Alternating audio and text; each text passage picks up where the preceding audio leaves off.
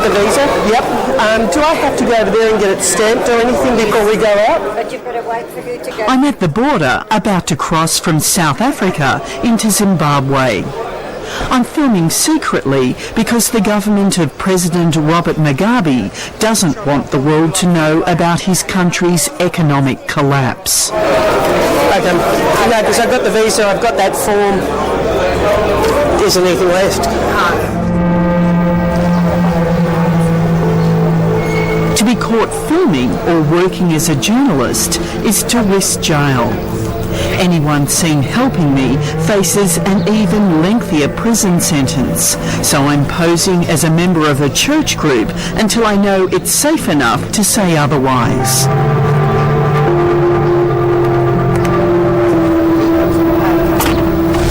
What are you doing, my sister? I'm carrying my personal stuff and some food and water. Water? Yeah, drinking water. My first stop is to meet a black market fuel supplier. This is how those with connections or hard currency get around when even the government struggles to buy fuel. These cars are lined up outside a petrol station. So it's very bad, I suppose. That's the only garage. Looking the size of the city, looking the vehicles that you see moving around, they are not all of them getting fuel from this garage.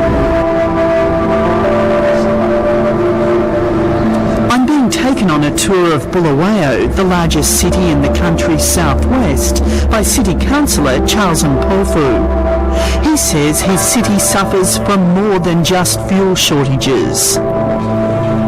Whole areas have been without water for months. These people have been queuing for hours at a borehole to pump some water. Some come very early in the morning around 4 or 5 a.m. Yeah. And then some come just because to prepare for the children to go to school every morning to park.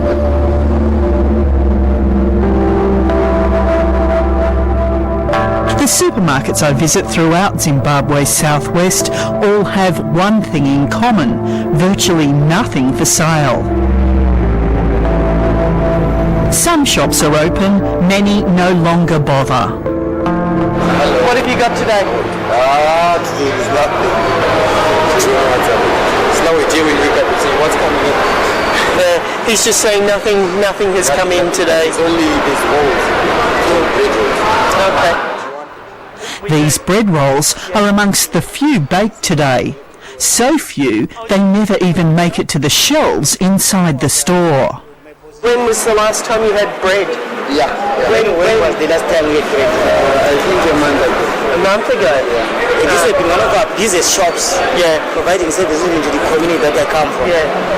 So you can see, and this has been the hope of getting everything you wanted. But now you can't. There is no washing soap, no bathing soap. When was the last time you could buy milk? 2 months back. 2 months ago? Yeah. When was the last time you could get like meat in the supermarket? I was over 2 months now. It's a dream to get beef anyway. It's a dream to get fish anyway. And it's a dream to get chicken anyway. These women have come in search of anything, but they hold out little hope. Each and everything, what comes is what you get cute. With a baby, they push you, don't get anything. At the end of the day, unless if there's someone who helps, sometimes who cares.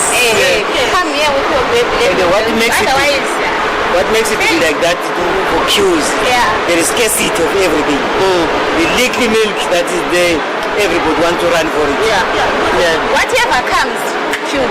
Whatever comes, There's no cooking oil, no meat, or meal. The few things I'm able to buy here, some water, vegetables and a plastic bucket to cart water, cost more than $1 million Zimbabwean dollars, which is roughly what a junior shop assistant earns in a month. 3, 4, 5, 6, 7, 8, 9, 10, that's $1 million. How much? 2. 300, then 3,000, 10,000 is more. You don't have it. The average wage for a security guard in Zimbabwe today is about $2 million a month. For a teacher, it's about $2.5 million. But to give you an idea of what that will buy you in Zimbabwe today, it's roughly equal to a simple fast food meal of chicken and chips for a family of 4. Malnutrition and contaminated water are taking its toll on people's health. I can say for the past 2 months, about 50% of the patients who are coming in some cases up to 75% of patients coming in have got diarrhea and vomiting. So are you also vomiting or is only diarrhea? I'm also vomiting. Dr Thandazani, not his real name, runs a private clinic. But even if you can afford to see him, there's only so much doctors can do without medical supplies. The main thing which has happened is that as any tradesman or professional, a doctor needs to have his tools in place. Like I need to have all the fluids which I want, all the drugs which I want, the gloves whenever I want them, injections, syringes, but these are lacking. And sometimes a patient comes who needs immediate care and I just look at them and I feel hopeless because I don't have the tools to use. At this council clinic, people can afford to seek help as consultation fees have been kept low. But there's no money to buy drugs. This is where the clinic's few drug supplies are kept. As I told you, we haven't got much really. What we don't have is the larger list. Oh, beautiful, beautiful. Very lovely indeed. Okay. The day after I left Zimbabwe, I arranged to meet the country's ambassador to South Africa. As it turns out, Ambassador Khaya Moyo happened to be visiting Zimbabwe at the same time as me, but it seems like we were in different countries. I was last there last week and I could see really a lot of activity in terms of manufacturers. I was also there last week. Yeah. And there's nothing in the shops. Depends where you were. I was pretty much all over the southern region. I was in Gwanda, I was in Bulawayo, I was in Beitbridge. The shops are pretty much empty. Maybe this is what you wanted to see, but I saw a different story. No, I went to major shopping centres everywhere and they were shut. So. I'm also saying so. I saw a different story. Where did you see it? Everywhere I went in Zimbabwe. What shops? All shops. I'm a minister in government for 10 years. I was a minister of government for 10 years. I'm an ambassador of Zimbabwe to South Africa, Mauritius and Lesotho. This is rush hour in Bulawayo. A factory siren is calling people to work. Many here have been walking since before dawn. This is the only way for most people to get to work. How far is it for you to get from your house to your work, and how long does it take you? Definitely it's around 7 to 8 kilometers. And I have to work for 1.5 hours if I'm fast. I meet a man who we'll call Tony on his way to work. But if I'm walking slowly so that I won't be tired, it can take me 2 hours. If I talk about transport alone, it will consume something like 5 to 6 million. As I talk now, it has been increased to 150,000 per trip, which makes it totally upset. You cannot face reality when you earn less than 2 million, yet the transport alone gallops about 6 million. Tony takes me to his office to show me on paper just how much people earn each month. I decide to chance telling him I'm a journalist. He takes a bigger risk in agreeing to speak to me on camera, saying he wants the world to know what's happening inside his country. There is no water, no meal, nothing, at least nothing. Children are going to school, but they're not learning. Because teachers are just seated. They cannot teach from empty stomach. Children are just hungry. Everyone is hungry. We are totally angry, but definitely there is nothing we can do beyond this. Our government is a monster. We cannot get meat anymore. There is no meat in this country anymore.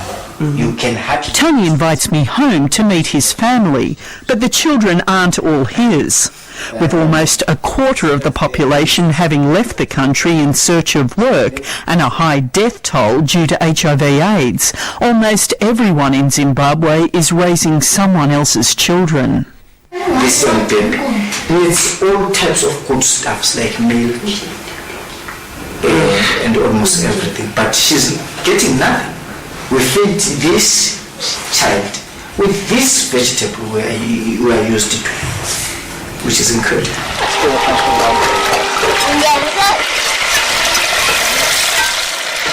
Tony once considered himself middle class, but his family had been thrown back in time. There's no longer any running water or electricity. These city dwellers are living a rural life.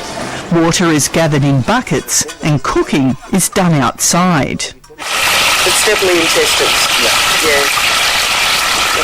What were once little things have become major burdens, according to Tony's wife. Sesiphila nzima kulalutho esikutholayo konke siyakuswela. Imali akula. Impuphu ukuze sikuthole mesilayini sometimes iswele.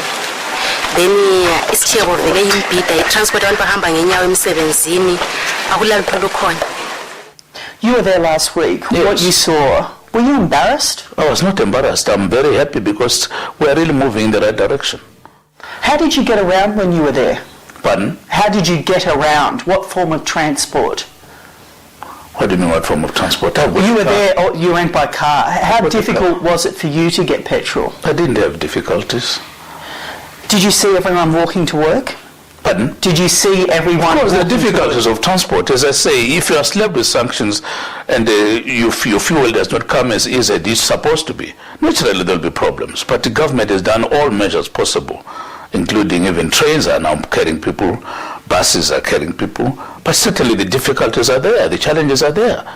But those who are responsible for the difficulties know themselves very well.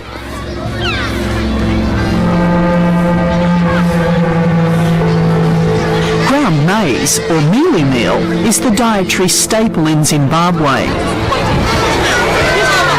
At this school, like many across the country, children are fed porridge made from mealie meal.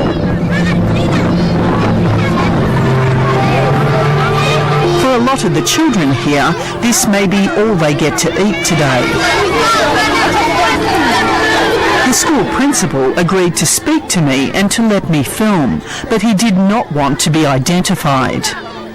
Children are coming to school hungry, some dirty, because soap is so scarce, and the water situation is unstable because water is sometimes cut off.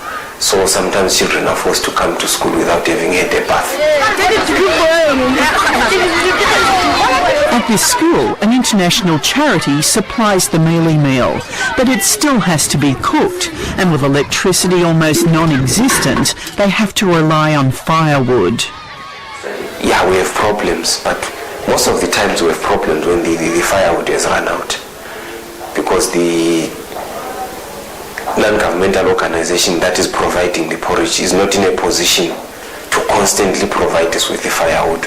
And when it does run out, the money that we use to purchase firewood for the school is so high that sometimes we find it's very difficult to operate.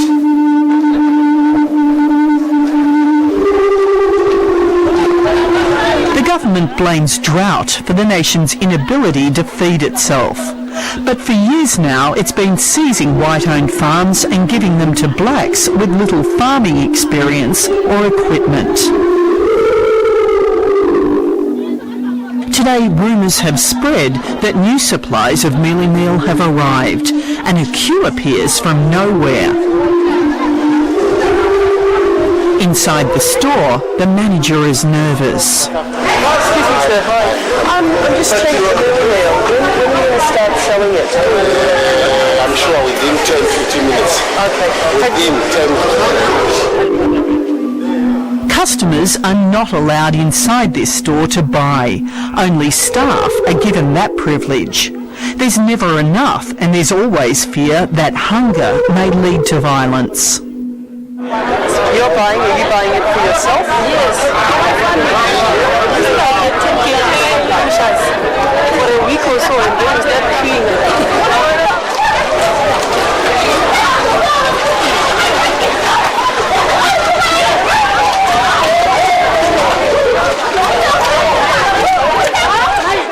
When the gate opens, there's a new scramble to take up positions. And this desperation is only likely to worsen, with aid agencies warning food shortages are set to escalate in coming months due to poor harvests. The economy has totally collapsed, in my view. So it's not facing it, it has happened. It has happened. Only that people continue to say it is going to happen, it is going to happen. But the truth of the matter is that it has happened because we cannot sustain anything. Families are going for the whole day, 2 days, 3 days without food, without water, without electricity, and the government can't supply anything. Gordon Moyo works for a private think tank based in Bulawayo. He says there is only one reason Zimbabweans are able to survive. They rely on money remitted from people who've left the country. Over 5 million Zimbabweans are living outside Zimbabwe, in South Africa, Botswana, United States and Britain and Australia. And these are the people who are at least maintaining families at household level. Otherwise, from within the country, there is nothing to lean on. In 2005, the government launched an attack on market traders, and tens of thousands of people were left homeless when their houses were bulldozed.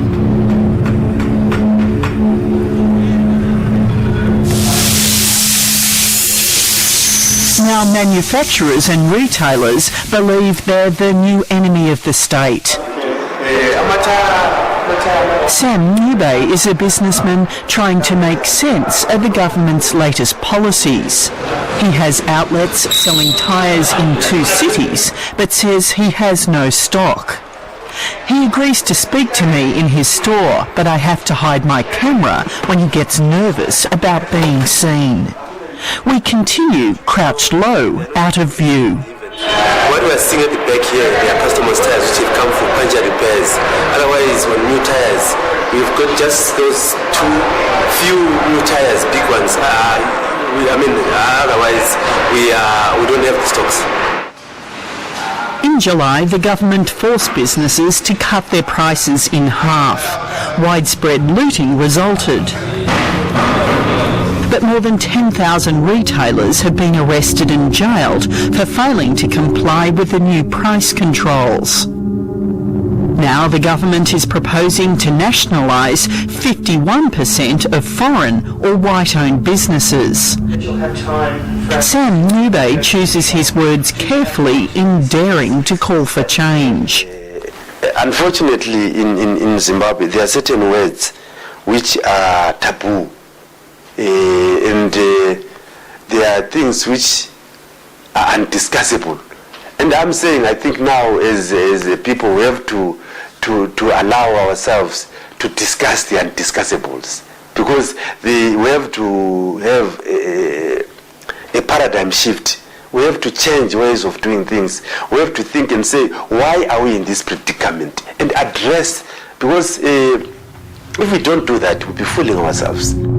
But it appears there's no turning back. Having ruined the economy, the government now says it wants to hand back what's left to black Zimbabweans. The bill to take over foreign and white-owned businesses is already before the parliament. The economy must be in the hands of the Zimbabweans, and that's exactly what we're implementing. It may not take 2 days, it may not take 3 days, but by the end of the day, I can tell you Zimbabwe will be one example of a country where the economy is reverted to the hands of its indigenous people. And that is very, very correct, and it applies to every country.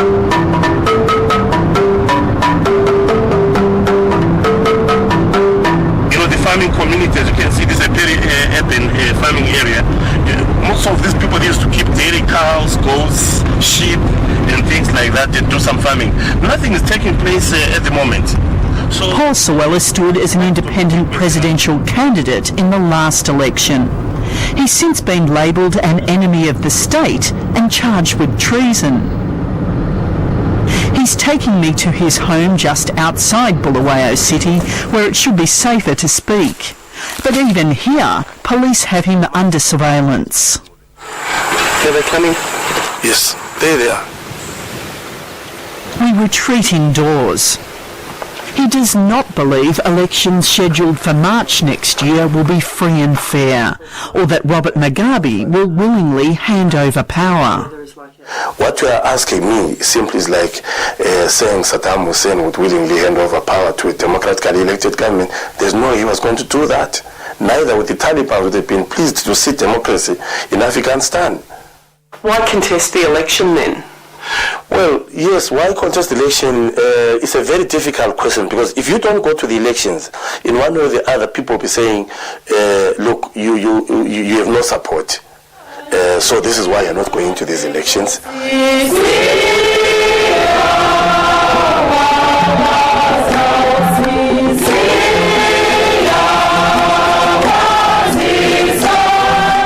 To speak out in Zimbabwe is to invite attack. Catholic Archbishop Pius Nyube has been one of the most fearless and vocal critics of the state.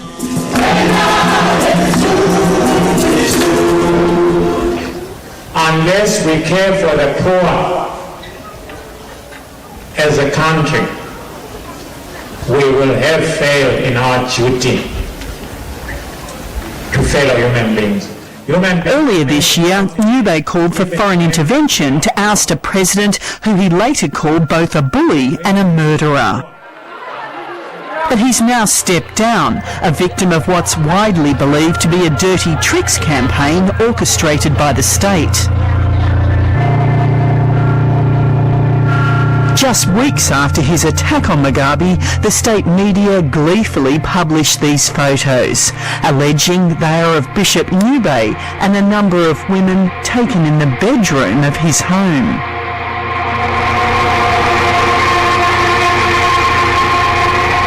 They showed a videotape on television. Unusual here, for here?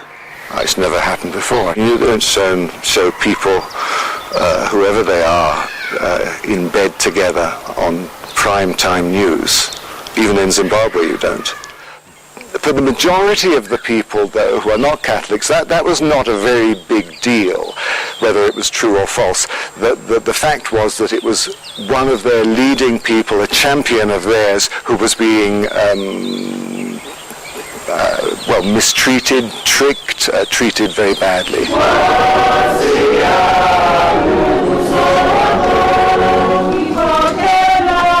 For now, the one remaining industry in Zimbabwe that appears to be booming is the funeral business.